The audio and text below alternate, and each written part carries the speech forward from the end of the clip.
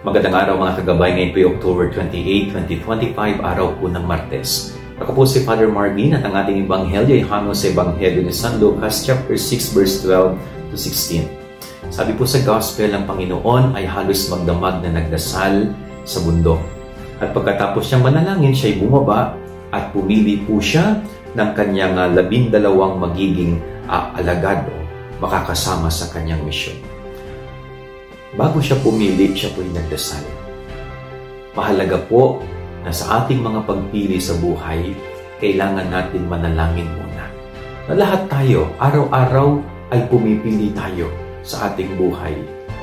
At bago sana tayo pumili, gumawa ng desisyon, sana kinukonsulta muna natin ang Diyos, nagdarasal muna tayo, hinihingi muna natin ang kanyang gabay at tulong.